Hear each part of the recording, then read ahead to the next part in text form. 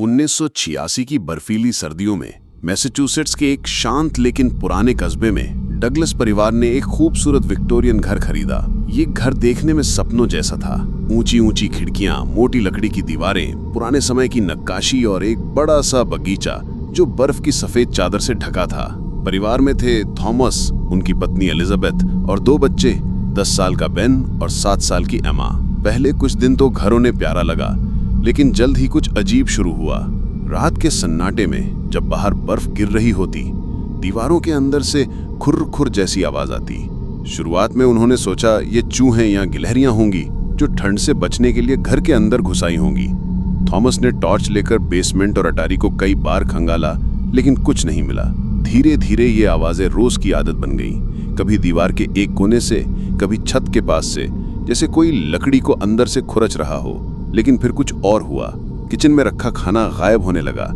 Fridge में रखी चीजें खुली मिलती, पेंट्री में ब्रेड फटी हुई मिलती और कभी-कभी टेबल पर रखी वस्तुओं की जगह बदल जाती।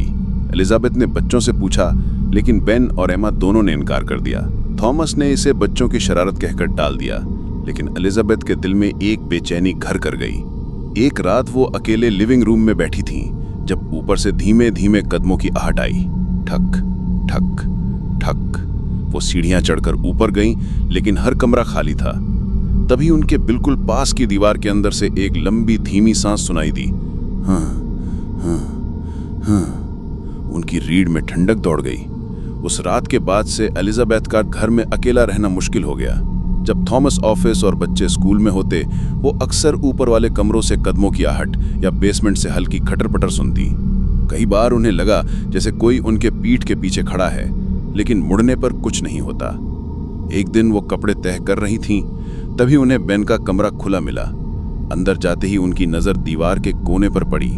वहां धूल में छोटे छोटे पैरों के निशान बने थे, जो सीधे दीवार की लकड़ी के पैनल तक जाते थे और वहां अचानक गायब हो जाते थे, जैसे कोई दीवार में समा गया हो। रातों में माहौल और अजीब हो जाता। कभी बेन कहता कि उसने अपने कमरे में एक परछाई देखी जो बस कुछ सेकंड के लिए खड़ी रही, फिर गायब हो गई। एम्मा ने भी कहा कि एक रात उसे लगा कोई उसके बिस्तर के पास खड़ा है और धीरे धीरे उसकी तरफ झुक रहा है, लेकिन उसने आंख खोलते ही कुछ नहीं देखा। एलिजाबेथ ने थॉमस को यह सब बताया, लेकिन वो हंसकर टाल देता। फिर भी एक सर्द रात को, जब खामोशी इतनी गहरी थी कि घड़ी की टिक टिक भी साफ सुनाई दे रही थी, अचानक दीवार के अंदर से एक धीमी फुसफुसाहट आई। इतनी धीमी कि शब्द साफ नहीं सुनाई दिए, लेकिन एहसास हो गया कि कोई बोल रहा है।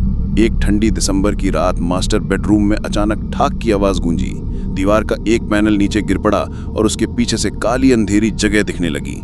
थॉमस ने टॉर्च उठाकर अंदर रोशनी डाली और जो नजारा सामने आया, उसने उनका खून जमा दिया।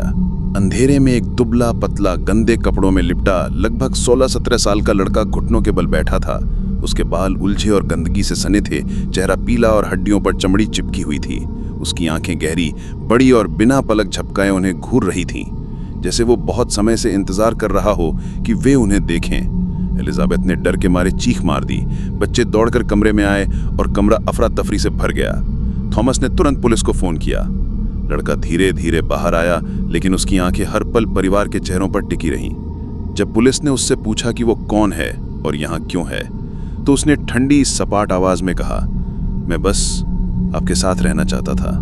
पुलिस की जांच से पता चला कि उसका नाम डैनियल था। वो पास के कस्बे का रहने वाला था और महीनों पहले घर से भाग गया था। उसने उस पुराने विक्टोरियन घर को अपना छिपने का ठिकाना बना लिया था। पुराने क्रॉल स्पेस, संकरे सुरंग जैसे रास्ते और दीवारों के बीच की खाली जगह, यही उसका संसार था।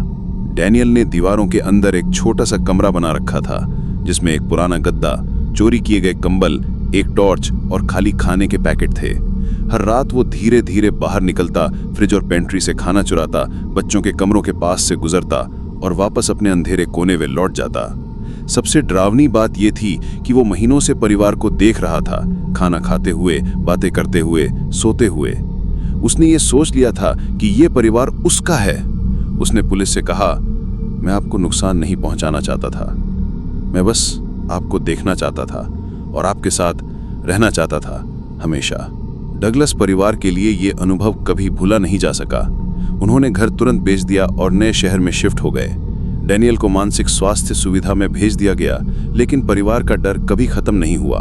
एलिजाबेथ कहती थीं कि नए घर में भी रात के सन्नाटे में उन्हें कभी कभी वही खुर खुर की आवाज़ सुनाई देती, जैसे कोई दीवार के अंदर से देख रहा हो।